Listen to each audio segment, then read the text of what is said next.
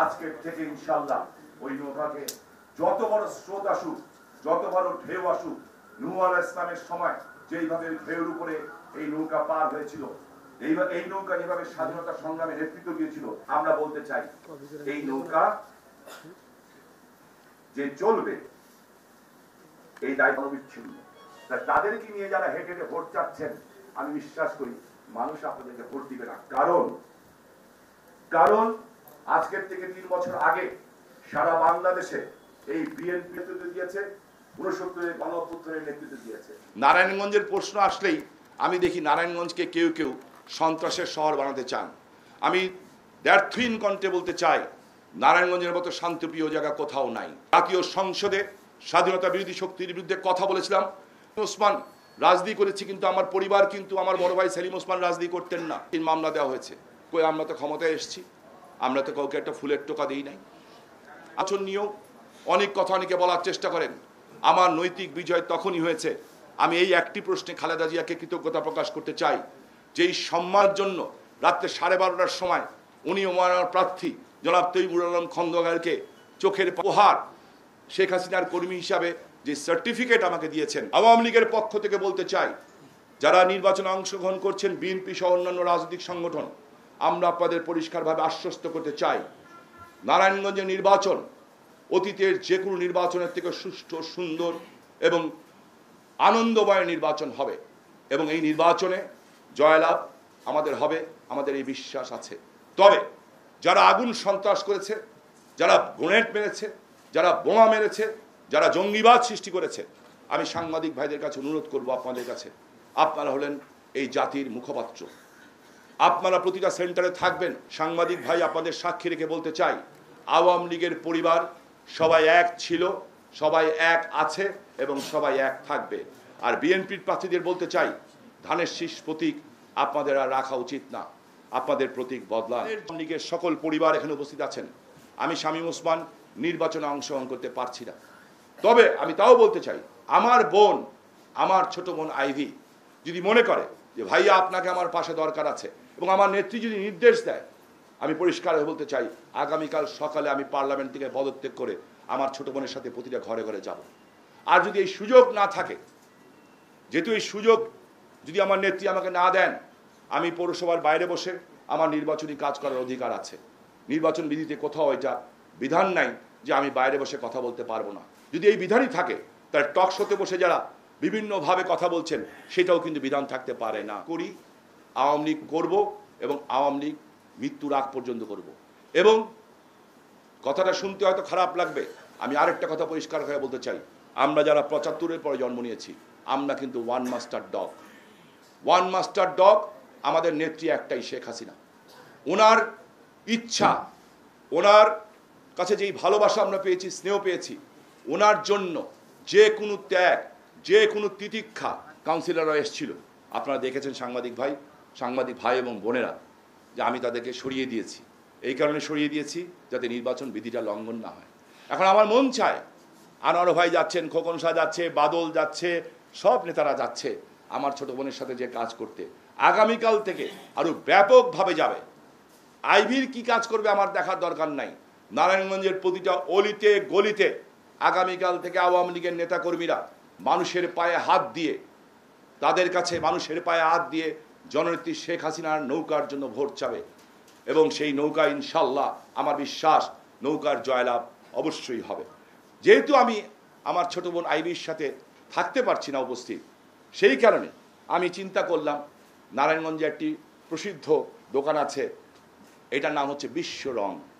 এই রঙের যারা আছে তাদেরকে আমি অনুরোধ করেছি, আর একটা শাড়ি আমার বোন আইভির জন্য আমার খোকন শাহ এবং আনোয়ার ভাইয়ের মাধ্যমে এই নৌকা মার্কার শাড়ি দুটো আমি আমার আইভির জন্য বানিয়েছি।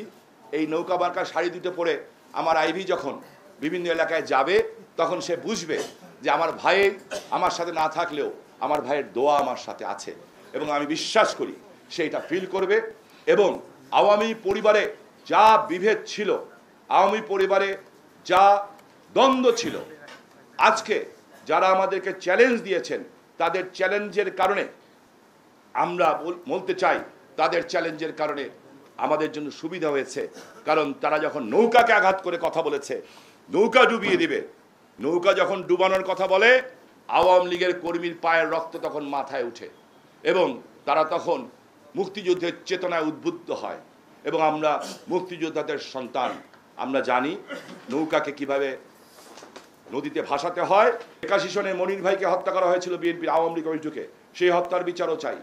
নারায়ণগঞ্জে মেধাবী ছাত্র ছিল, আমি যা বলেছিলাম তাই হয়েছে, আজকে প্রমাণিত হয়েছে। অনেকেই অনেক কথা বলেছিলেন তখন, কিন্তু আমি যে কথাটা প্রথমে বলেছিলাম তাই কিন্তু আজকে আদালতে প্রমাণিত হতে যাচ্ছে।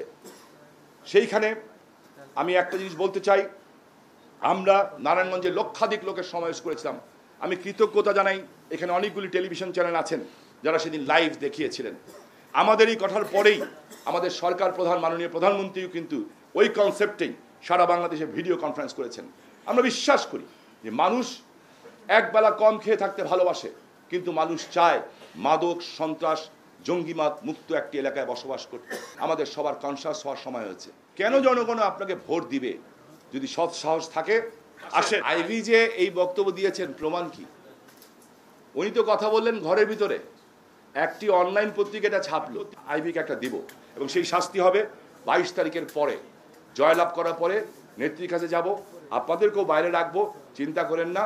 আমি আইসক্রিম খেতে খুব পছন্দ করি, ওকে ফাইন করব এবং ওকে বলবো আমাকে প্রচুর পরিমাণ আইসক্রিম খাওয়াও, বিকজ আই লাভ আইসক্রিম। আমাকে ওকে আইসক্রিম খাওয়াতে হবে, আমার এমনিতে সব কিছু ঠিকঠাক হয়েছে। আমরা ভাই বোন ছিলাম, ভাই বোন আছি, আমরা আওয়ামী লীগের পরিবার, আমরা সবাই একে অপরের ভাই। আর আমাদের মা হচ্ছে আদর্শের মা শেখ হাসিনা, সেখানে বিভেদ নাই। এক পরিবারে 3টা ভাই থাকলেও তো দ্বন্দ্ববিদ্ধ হয়, আর শেখ হাসিনার পরিবার তো ছোট্ট পরিবার না, 2 কোটি কর্মীর পরিবার হচ্ছে শেখ হাসিনার পরিবার। এখানে তো ঝগড়া ঝাঁটি, খারাপ কথা বলা, রাগ করা, অভিমান করা হতেই পারে, তবে সেইটা ওই ক্ষুদ্র স্বার্থের জন্য আমরা বৃহত্তর স্বার্থ ত্যাগ করব না। তাই আমি আশা করি যে আমরা সবকিছু ওভারকাম করে নৌকা অবশ্যই জয়লাভ করবে। এনিমোর মাননীয় সংসদ সদস্য, একটি প্রশ্ন আছে, সেটি হচ্ছে দীর্ঘদিন থেকে সেলিনা হায়াৎ আইভির সাথে আপনার এক ধরনের দ্বন্দ্ব, এটা প্রকাশ্য ছিল একটা সময় পর্যন্ত। আজকে প্রধানমন্ত্রী আপনাদের ডেকেছেন এবং সেখানে একটি সমঝোতা আপনারা করেছেন, এরকম শোনা যায় এবং মিডিয়াতে এসেছে। আজকে আপনি ঘোষণা দিলেন তার সাথে আপনি আছেন, কিন্তু বাজারে আমরা যতদূর জানি নাম প্রকাশে অনিচ্ছুক এমন আপনাদের দলীয় এবং দলের বাইরে অনেকেই সমালোচনা করছেন যে আপনি প্রকাশ্যে যদিও নৌকায় ভোট চাচ্ছেন, কিন্তু আপনি আসলে সাখাওয়াত হোসেনের পক্ষে ভেতর থেকে কাজ করছেন। এটির সত্যতা কতটুকু অ্যাকচুয়ালি? হ্যাঁ, এখন এটা হলো সূত্র, তো আমার কাছেও একটা সূত্র আছে, আমাদের কাছেও আওয়ামী লীগের নেতা কর্মীদের কাছে একটা সূত্র আছে যে বাংলাদেশের 99.9% সাংবাদিক হচ্ছেন ভালো, আর তারা যেটা নিউজ পান সেটা লেখেন। আর সূত্র বলে কিছু সাংবাদিক আছেন যারা ওই 2টা পত্রিকা মার্কা, যাদের পত্রিকা আমাদের নেত্রী পার্লামেন্টে বলে দিচ্ছেন পড়ে না। আমাদের সূত্র বলে সেই পত্রিকাগুলি যারা সাংবাদিকতা করেন তারা বিভিন্ন স্বার্থের বিনিময়ে এই ধরনের বিভ্রান্তি সৃষ্টি করে তারা চান যে আমাদের দলীয় প্রার্থীকে দুর্বল করার জন্য। বিএনপির বহু নেতাই আমার সাথে এই গত 10 দিনে যোগাযোগ করেছে, অস্বীকার করব না, যোগাযোগ করেছে, বলেছে শামীম ভাই আপনার বাবাকে নিয়ে কথা বললো, আপনাকে নিয়ে কথা বললো, কিছু বলবেন না। আমি সব শুনেছি, সহানুভূতি দেখিয়েছেন, মায়াবহত দেখেছেন, তার জন্য ধন্যবাদ। বাট উই আর পলিটিশিয়ানস, আমরা কিন্তু লেখাপড়া করে পলিটিক্স করতে এসেছি। আইনে সারা বাংলাদেশে 6th হয়েছি এবং পলিটিক্যাল সায়েন্সেই লেখাপড়া করেছি। এখন বিএনপির একজন নেতাকে যদি জিজ্ঞেস করেন, কাউকে খাটো করছি না, কারণ ওটা তো খাজা বাবার ডেক, তো ওইখানে ন্যাপ আছে, কমিউনিস্ট আছে, জামাত আছে, মুসলিম লীগ আছে, সব মিলে একটা পাকান্তি দিলে হয় বিএনপি। যে 2 আর 2 কত হয়, তারা বলবে 4। আর আমাদের আওয়ামী লীগের কর্মীদের যদি, যারা শেখ হাসিনার কর্মী, আমাদের যদি জিজ্ঞেস করেন 2 আর 2 কত হবে, আমরা কিন্তু বলবো 22। এটা মাথায় রাখবেন। সো ওই যারা 2 আর 2 4 দেখায় তারা কিন্তু 22-এর সাথে পারে না। শেখ হাসিনার রাজনৈতিক কৌশল, শেখ হাসিনার রাজনৈতিক প্রজ্ঞার সামনে এই সব কথা বলে পার পাবে না। আর আমরা কি করব সেটা তো বৃক্ষ তোমার নাম কি, ফলেই পরিচয়। আগামীকাল থেকে টের পাবেন নারায়ণগঞ্জে আওয়ামী লীগের কর্মীদের কি পরিমাণ স্বতঃস্ফূর্ত অংশগ্রহণ, আগামীকাল থেকে টের পাবেন ইনশাল্লাহ। এরপরে আপনি হয়তো এই প্রশ্নটা আর করবেন না। আমি কি বলি নাই? ও কি আমাকে একলা কথা বলে কষ্ট দিয়েছে? আমার কথাতে তো সে কষ্ট পেয়েছে। যদি ও একটুখানি ভুল করে, আমি বেশি করেছি, কারণ আমি ওর বড় ভাই। আমি ওর বড় ভাই। আর রাজনীতি করতে গেলে মন অনেক বড় করতে হয়, আকাশের মনে বড়। আমরা শেখ হাসিনা পায়ের নখের যোগ্য না, বাট একটা জিনিস ওনার কাছে শিখেছি, ধৈর্য ধরতে হয়। আল্লাহ ধৈর্যধারীকে পছন্দ করেন। আল্লাহ যে ক্ষমা করতে পারে তাকে সবচেয়ে বেশি পছন্দ করেন।